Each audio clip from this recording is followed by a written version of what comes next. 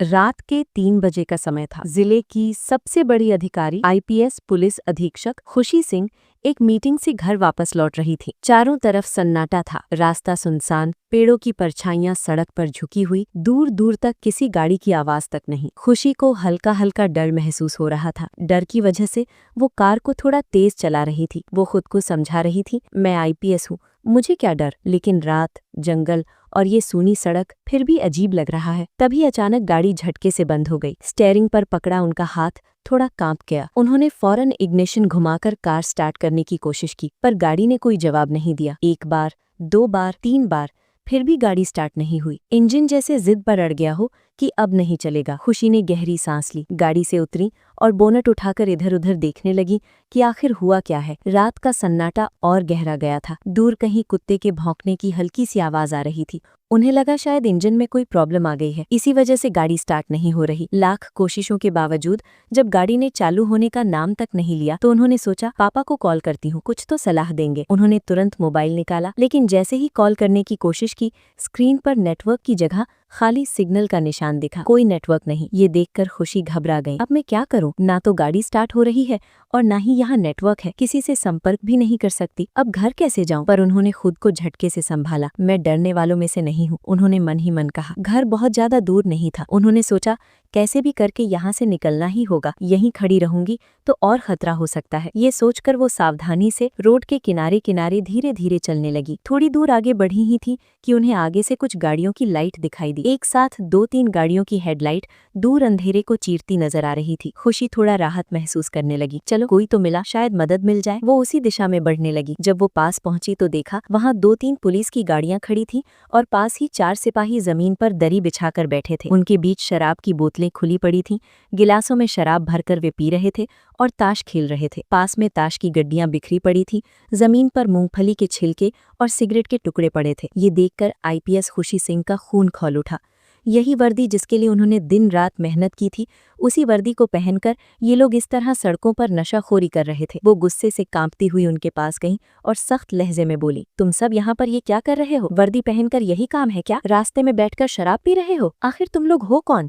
कानून तोड़ने वाले या कानून को मानने वाले? अगर तुम लोग ही ये सब करोगे तो जनता क्या करेगी? ये वर्दी तुम लोगों के लायक नहीं है, समझे? एक सिपाही ने, जो ज्यादा नशे में लग रहा था, उनकी बात सुनकर ठहाका लगाया और बोला, अरे मैडम, ज्यादा ज्ञान मत दीजिए, समझी? तुम्हारे जैसी सीधी साधी को ये बातें अच्छी नहीं लगती। आओ हमारे साथ बैठ जाओ, थोड़ी मौज मस्ती कर लो। आखिर इतनी रात को हुस्न की परी कहाँ से आ रही हो? कभी हमारी तरफ भी देख लो, हम भी तुम्हारे दीवाने हैं। ये अश्लील बातें सुनकर खुशी का गुस्सा और बढ़ गया, पर उन्होंने खुद को संभालते हुए सख्ती से कहा, देखिए, मेरे सवाल का जवाब दीजिए। आप लोग यहाँ शराब क्यों पी रहे हैं? सरकार ने शराबबंदी लगाई है और आप लोग जो कानून के रखवाले हैं वही कानून तोड़ रहे हैं। शर्म नहीं आती आपको? ये वर्दी पहनने का कोई हक नहीं है आप लोगों को, समझे? इतना सुनते ही पास बैठा दूसरा सिपाही उठकर उनके और करीब आ गया।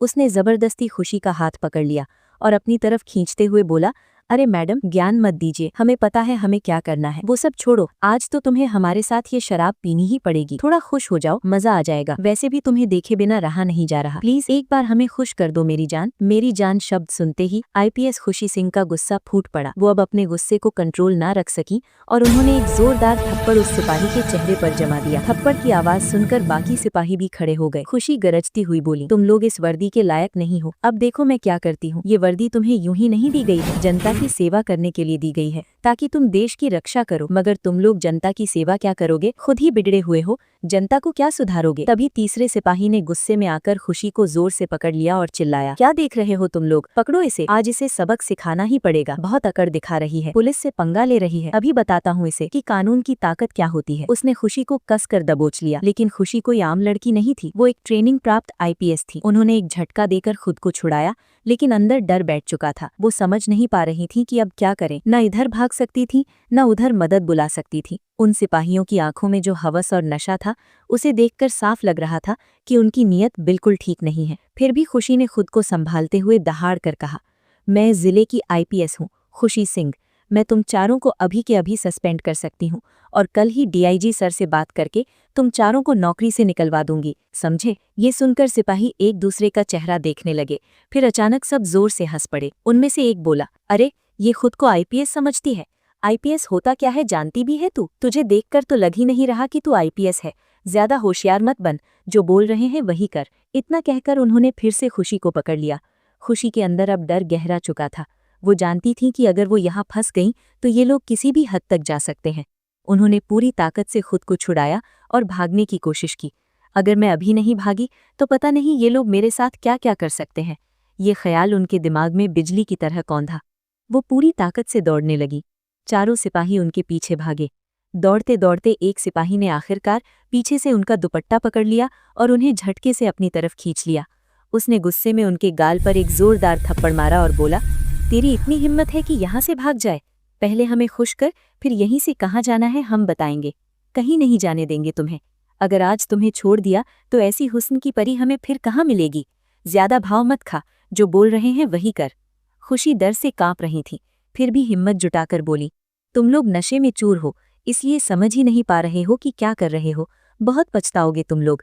मुझे जाने दो, वरना तुम लोगों के साथ क्या होगा तुम सोच भी नहीं सकते। मैं जिले की आईपीएस हूँ और तुम जो कर रहे हो वो कानून की नज़र में बहुत बड़ा गुनाह है। मेरी बात मान लो, मुझे छोड़ दो। मगर चारों सिपाही कुछ सुनने की हालत में नहीं थे। उनके दिमाग में सिर्फ एक ही बात थी, लड़की, रात और नशा।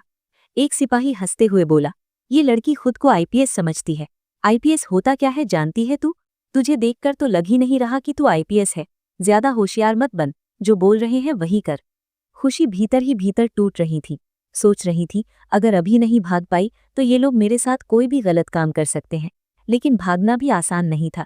चारों तरफ से ये लोग उन्हें घेर चुके थे। फिर अचानक उन्हें अपनी ट्रेनिंग याद आई।